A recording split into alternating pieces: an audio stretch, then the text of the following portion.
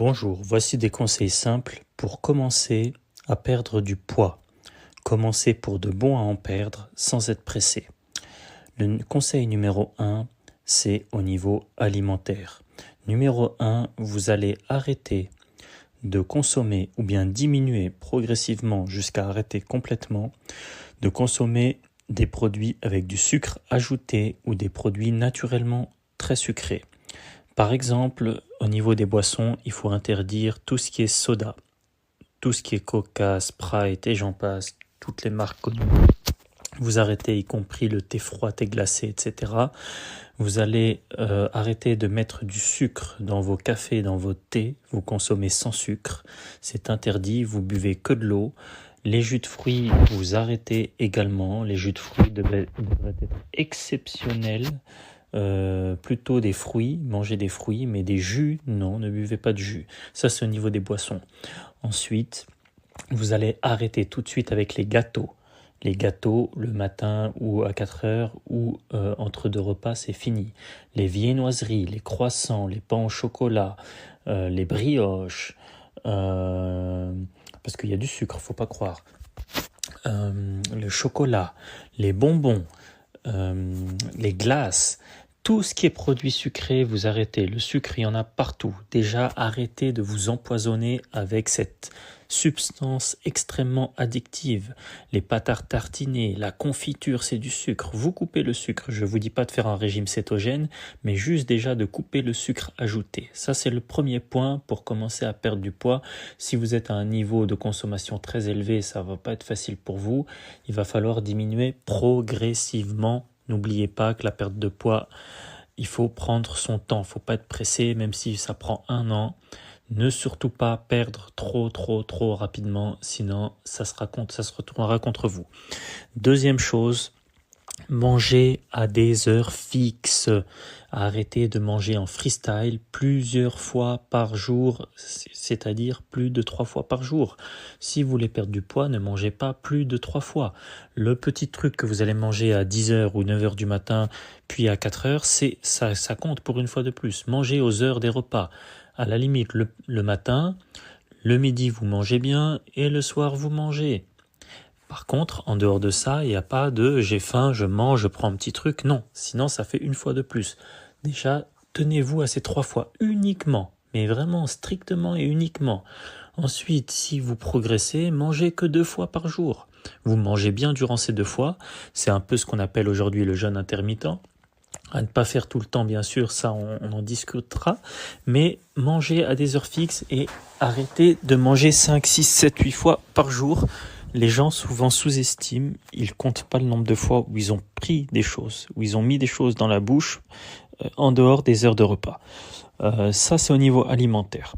Troisième chose au niveau alimentaire, une fois que vous avez bien progressé, je pense que si vous avez appliqué les 2 points précédents, vous avez déjà perdu du poids, vous commencez à vous sentir mieux, à vous sentir plus dynamique, plus en forme. C'est normal, vous consommez moins de sucre.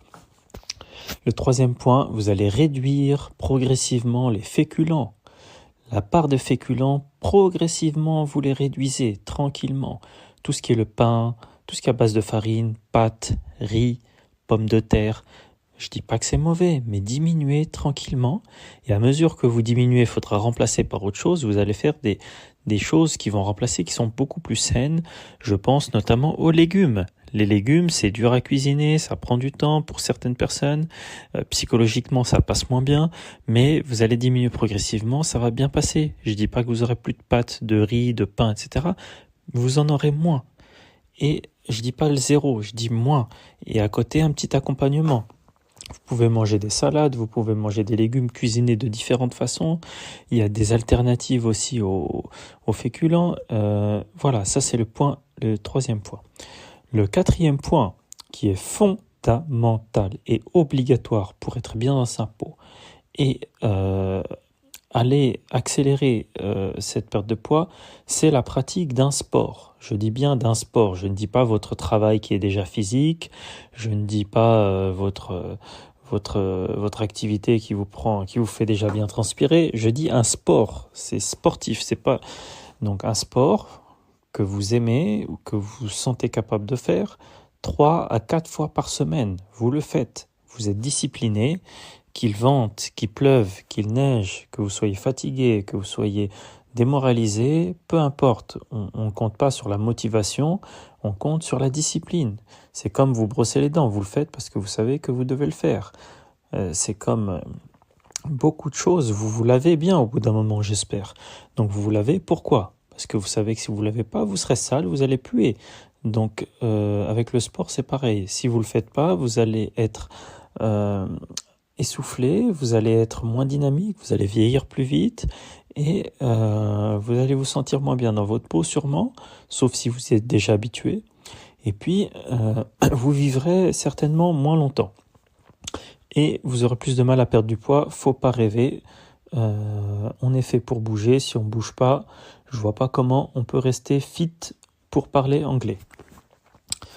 Ensuite, voilà, on a évoqué les points principaux.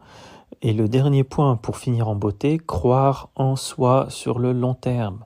Croire en soi, ça peut paraître gaga, mais c'est important. Quand vous le faites, vous savez que vous allez réussir. Vous n'allez pas remettre le passé sur la table en disant « j'ai déjà essayé 5 fois, 6 fois, ça revient tout le temps ». Non, cette fois, c'est la bonne. Vous allez croire en vous. Vous n'allez pas lâcher ces principes de base qui sont simples. Vous voyez, je rentre même pas dans les détails de calculer le nombre de calories, de type de métabolisme, des facteurs hormonaux, des facteurs génétiques. Non, on reste très simple. On va pas trop compliquer les choses pour les auditeurs et auditrices. Croyez en vous, prenez votre temps. Il y aura des moments où ça va stagner. C'est normal, c'est tout à fait normal. C'est durant ces moments qu'il faut continuer, même si vous avez une stagnation. Des fois, quand on stagne, il faut choquer un peu le métabolisme ou le cerveau et passer par exemple de 3 repas à 2 repas par jour pendant 1 mois. Ça, votre corps n'a pas l'habitude. Paf, vous allez recasser un petit peu le palier. Ou le sport, vous bloquez un petit peu, vous faites par exemple plutôt de la musculation, ou vous allez passer à faire du cardio, du cardio très rapide, c'est-à-dire vous allez vous donner à fond, faire des pauses courtes et vous redonner à fond. Voilà, il y a ce qu'on appelle du fractionné, ou du HIIT, en anglais, High Intensity Interval Training, où vous allez faire plutôt du long. Vous voyez, vous allez alterner. Et vous ne lâchez pas, c'est ça la réussite dans toute chose. Ce qui fait la différence, c'est ceux qui n'ont pas lâché au bout de 6 mois. Merci, bonne journée, au revoir.